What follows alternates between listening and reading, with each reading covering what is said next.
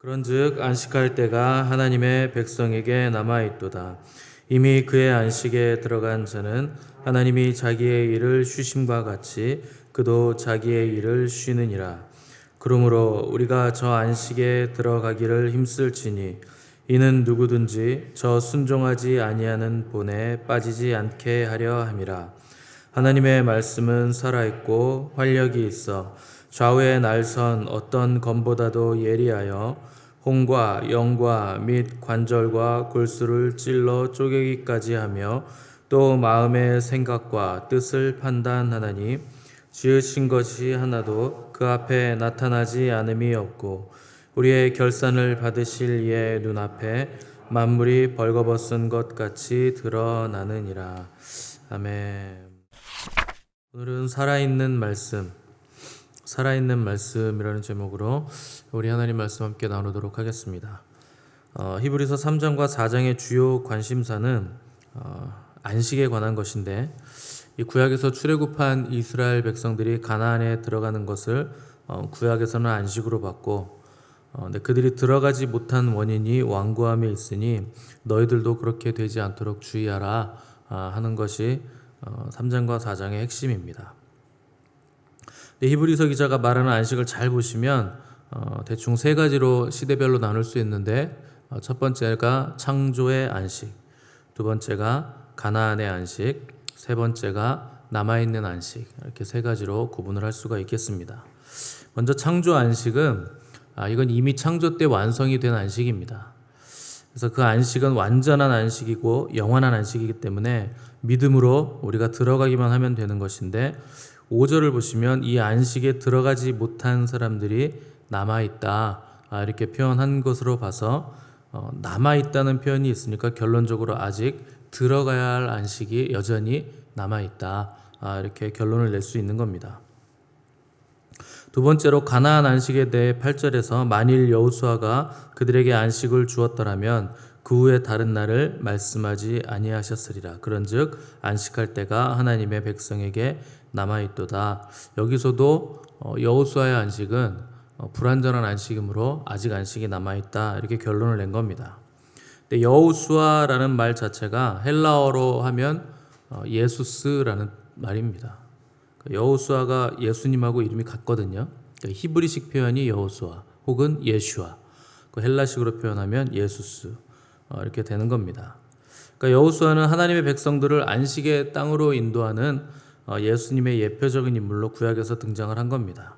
근데 예표는 본체가 아니라 그림자이기 때문에 여호수아가 준 안식도 완전한 안식은 될 수 없고, 그래서 여전히 다른 안식의 날이 남아있다는 것이 9절 말씀입니다. 세 번째로 안식은 오늘 우리가 추구해야 할 안식인데, 남아있는 안식. 히브리서 기자는 이 안식을 영원한 안식으로 표현을 했습니다. 근데 이 영원한 안식이란 결국 맨 처음에 하나님께서 안식하신 그 창조의 안식, 거기로 다시 돌아가는 겁니다. 이 영원한 하나님의 안식에 들어가려면 어떻게 해야 하는가?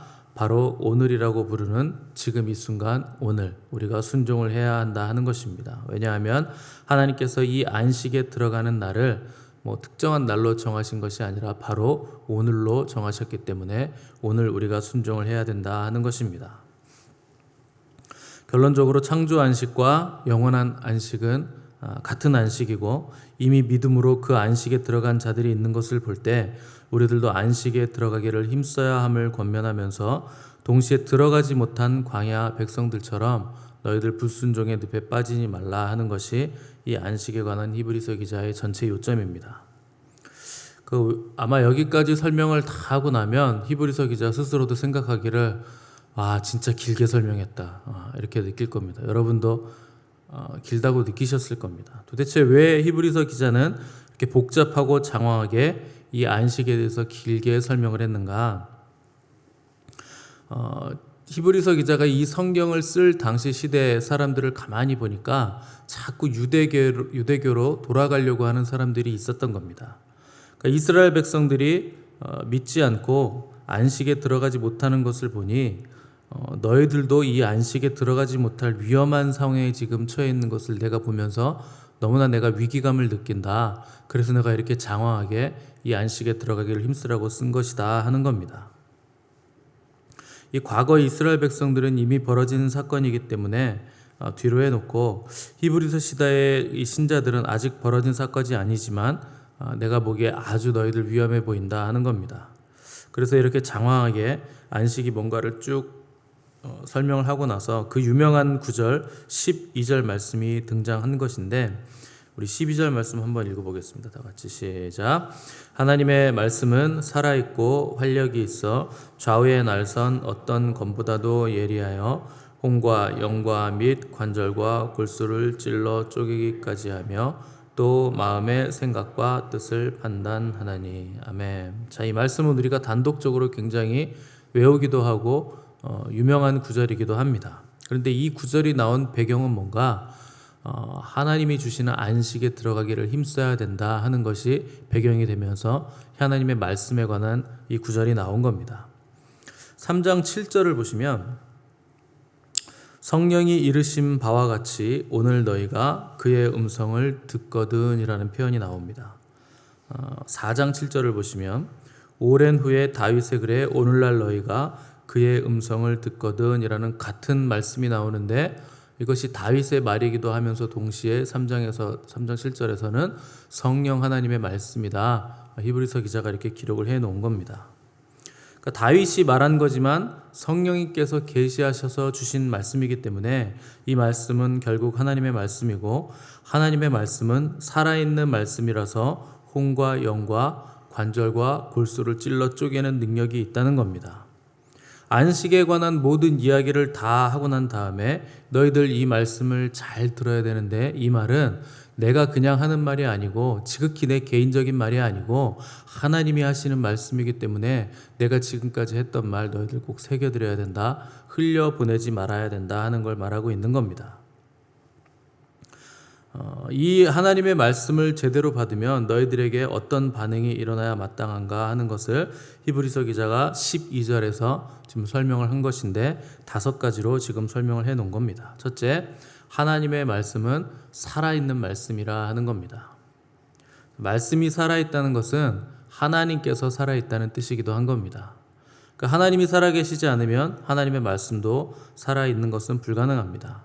그래서 살아계신 하나님의 말씀이기 때문에 이 말씀은 단순히 우리의 목소리처럼 공기를 진동하는 소리이거나 종이에 적혀있는 그냥 문자가 아니라 다른 책과 같은 것이 아니라 이 말씀은 생명을 가졌고 또 생명을 일으키고 생명을 부여하는 능력 있는 말씀이라 하는 뜻입니다. 그래서 우리 주님께서 무덤에서 죽어있는 나사로에게 나사로야 나오라 이렇게 말씀하셨을 때 죽은 자가 수족을 동인 채로 걸어 나왔다고 했는데 하나님의 말씀이 주님의 말씀이 생명을 부여해 주는 말씀이기 때문에 그런 일들이 일어나게 된 것입니다. 두 번째로 하나님의 말씀은 활력이 있다 그런데 이건 능력이 있다는 뜻입니다. 헬라어로 활력은 에네르게스 여러분들 잘 아시는 단어죠. 에너지라는 뜻입니다. 그러니까 에너지가 있어서 움직임이 있다 하는 겁니다. 그래서 하나님의 말씀이 선포되면 우리 내면에 뭔가 움직임이 있고 작동이 되는 겁니다. 에레미야서 20장 9절 보시면 내가 다시는 여호와를 선포하지 아니하며 그의 이름으로 말하지 아니하리라 하면 나의 마음이 불붙는 것 같아서 골수에 사무치니 답답하여 견딜 수 없나이다. 이런 표현이 나오는데 에레미야가 하나님의 말씀이 자기에게 계속 임하니까 그 말씀을 전했습니다. 근데 전하면 전할수록 이스라엘 백성들에게 또 제사장들에게 선지자들, 거짓 선지자들에게 핍박과 모욕과 조롱을 계속 당하게 되는 겁니다. 그래서 에레미야 선지자가 이제 더 이상 저 하나님 말씀 전하기 싫습니다. 이렇게 생각을 했는데 하나님 말씀을 피하고 싶었는데 말씀이 임하면 또 그때가 되면 전하지 않을 수 없는 그 마음이 견딜 수 없이 막 타오르게 된 겁니다. 말씀이 마음에 떨어지면 불이 붙고 골수에 사무쳐서 전하지 않고는 제가 도저히 견딜 수가 없습니다. 그래서 에레미야는 하나님의 말씀이 불같지 아니하냐, 방망이 같지 아니하냐 막 이런 표현을 막 쓴 겁니다. 왜냐하면 그 말씀이 임하니까 자기 내면에서 막 어떤 일이 일어나고 움직임이 있고 막 에너지가 넘쳐나기 때문에 그런 겁니다. 그러니까 에레미야는 하나님의 말씀이 임할 때 격정에 사로잡힌 겁니다. 말씀 때문에 비방을 받고 고난이 오고 모욕과 핍박을 받아도 그 말씀을 내가 전하지 않으면 견딜 수 없는 그 격정에 사로잡혀서 계속해서 전한 겁니다. 사도행전 보시면 성전 미문 앞에 앉은 뱅에에게 베드로와 요한이 나사렛 예수의 이름으로 일어나 걸으라 이렇게 말씀을 전했을 때 정지 상태에서 있었던 그 앉은 뱅이가 움직임의 상태로 바뀌어지는 걸 볼 수 있습니다. 그가 곧바로 일어나서 뛰고 춤추고 찬양하는 상태로 변했는데 결국 이 말씀의 활력인 에네르게스, 이 에너지가 그의 안에서 역사를 했기 때문에 그렇게 된 것입니다. 세 번째 하나님의 말씀은 예리하다 이렇게 표현을 했습니다. 예리하다는 헬라어가 토모스인데 이게 이제 의학 용어입니다. 그래서 엑스레이나 이런 걸로 잡히지 않는 것을 아주 자세하게 들어가서 관측하거나 촬영할 때 혹은 수술용 칼로 아주 예리한 칼로 날카롭게 가를 때 이 토모스라는 단어를 쓰는 겁니다. 성경은 하나님의 말씀을 검으로 이렇게 자주 표현을 하는데 바울 서신에서 성령의 검과 말씀의 검이라는 표현이 나오고 또 계시록에 보시면 예수님의 입에서 말씀의 검이 나온다 이렇게 표현을 했습니다. 그러니까 이건 칼이 아니고 검입니다. 하나님의 말씀은 양날의 검입니다. 칼은 도라 그러는데 이거는 한쪽에만 날이 있는 것이 칼이고 검은 양쪽에 날이 서 있는 겁니다. 로마가 세계를 제패할 수 있었던 가장 큰 이유 중에 하나가 다른 민족들은 다 칼을 썼는데 로마는 검을 썼습니다. 그러니까 양쪽 날이 있기 때문에 좌우로 다 뵐 수 있는 것이죠. 그래서 세계를 제패했던 겁니다. 그래서 계시록에서도 좌우에 날이 선 검과 같은 말씀이라 이런 표현이 나오는데 이 말씀이 예리하다 하는 것은 회개를 불러일으키기 때문에 아주 우리를 수술하는 말씀과 같이 예리한 능력을 가지고 있다 하는 겁니다. 그럼 그 예리함을 통해서 뭘 하는 것인가? 네 번째로 이 말씀이 찔러 쪼갠다는 표현을 쓰고 있습니다. 그러니까 예리하기 때문에 말씀이 우리의 심령 골수를 찔러 쪼개는 겁니다. 보이는 육을 찔러 쪼갤 뿐만 아니라 보이지 않는 혼과 영도 하나님의 말씀은 다 찔러 쪼개는 능력이 있습니다. 결합력으로 봤을 때 가장 긴밀하게 잘 결합되어 있다는 영과 혼과 육까지도 다 찔러서 갈라놓는 것이 하나님의 말씀입니다. 제가 자주 말씀드렸지만 영과 혼과 및 관절과 골수를 찔러 쪼갠다고 했을 때 마음대로 막 가르는 게 아니고 분리시킨다 그랬습니다. 이 헬라어 언어 자체가 영과 혼과 관절과 골수, 그 육을 분리시킨다, 분리시키는 역할을 한다는 겁니다. 그것이 찔러 쪼갠다는 의미입니다. 사도행전에 보시면 말씀이 선포될 때 마음에 찔려 이르되 우리가 어찌할꼬 라는 반응을 보였는데 이 말씀이 심령을 찔러 쪼개며 수술하는 칼이 됐기 때문에 이렇게 회개하는 일들이 일어나게 된 것입니다. 다섯 번째, 하나님의 말씀은 판단합니다. 이 판단이 헬라어로는 크리티코스인데 영어로는 크리티컬, 그러니까 비평, 판단 이런 뜻입니다. 그러니까 하나님의 말씀은 사람의 마음과 생각을 판단하는 말씀입니다. 노아 시대 때 보시면 하나님께서 사람들의 마음과 뜻과 생각을 판단하셨는데 사람들이 어려서부터 그 마음의 생각이 악할 뿐임을 보시고 홍수로 심판을 내리게 된 것입니다. 과학기술과 의학기술이 아무리 발전해도 마음을 판단하고 볼 수는 없습니다. 그런데 하나님의 말씀은 누구도 볼 수 없는 사람의 마음을 아주 깊은 곳에 있는 것을 판단하십니다. 그래서 베드로가 아나니아에게 아나니아야 어찌하여 사탄이 내 마음에 가득하여 네가 성령을 속이고 땅값 얼마를 감추었느냐 이렇게 사람의 마음을 정확하게 판단하는 것을 우리가 볼 수 있습니다. 히브리서 기자가 갑자기 왜 하나님의 말씀에 이 다섯 가지의 능력을 들고 나온 것인가? 지금까지 안식에 관한 또 예수 그리스도 우리 주님에 관한 여러 가지 하나님의 말씀들을 선포하면서 사람들이 듣고 반응하기를 그거 참 좋은 말이네, 우리가 여태까지 한 번도 들어보지 못했던 말씀이네. 참 저분 말씀 좋네. 근데 이스라엘 백성들은 그 말씀을 듣고도 왜 그랬대? 참 못 쓸 백성이구만. 이렇게 반응하면 안 된다 하는 것입니다. 왜냐하면 하나님의 말씀은 살아있기 때문에 그 말씀은 생명을 만드는 말씀이고 에너지가 넘쳐 흘러서 내면에서 뭔가 일을 해야 되고 작동해야만 하는 말씀입니다. 우리가 말씀을 제대로 받는다면 이 일들이 우리 안에서 반드시 일어나야 하는 것입니다. 말씀이 나의 죄를 잘라내고 나의 육과 혼과 영을 쪼개고 갈라서 육과 혼이 야합해서 세상으로 가려는 것을 저지시키고 혼을 영에 복종하게 만드는 일이 이 말씀을 받는 우리 내면에서 일어나야 하는 일입니다. 결국 우리 안에서 어찌할꼬라는 회개가 터져 나와야 한다는 것입니다. 그냥 말씀을 대충 듣고서 우리 주님은 최고, 우리는 죄인, 그냥 이렇게 반응하시면 안 되고 그렇게 반응하면 소용이 없다는 겁니다. 13절을 보시면 지으신 것이 하나도 그 앞에 나타나지 않음이 없고 우리의 결산을 받으실 이의 눈앞에 만물이 벌거벗은 것 같이 드러나느니라 그랬는데 여기서 그 앞에는 말씀 앞에라는 뜻입니다. 그러니까 말씀 앞에서 우리의 모든 것이 낱낱이 다 뒤집어지고 헤쳐져서 드러나게 될 건데 사람뿐만 아니라 지으신 모든 만물에게 이 말씀은 동일하게 그런 작용을 하는 겁니다. 그냥 드러나고 나타나는 것이 아니라 벌거벗은 것 같이 드러나고 나타난다 하는 것입니다. 그러니까 마지막에 우리 예수님도 내가 너희들 심판하는 게 아니고 내가 한 그 말 로고스가 너희를 심판할 거다. 요한복음에서 그런 말씀을 하셨습니다. 그래서 다 드러나고 심판을 당한다는 뜻인데 누구에게 심판을 당하는가? 주님의 말씀에게 우리가 마지막 날에 심판을 당하게 될 것입니다. 여기서 드러난다는 단어가 트라켈리조 헬라어인데 이게 무슨 뜻이냐? 목을 드러내다라는 뜻입니다. 그러니까 신체 중에 목을 드러낸다.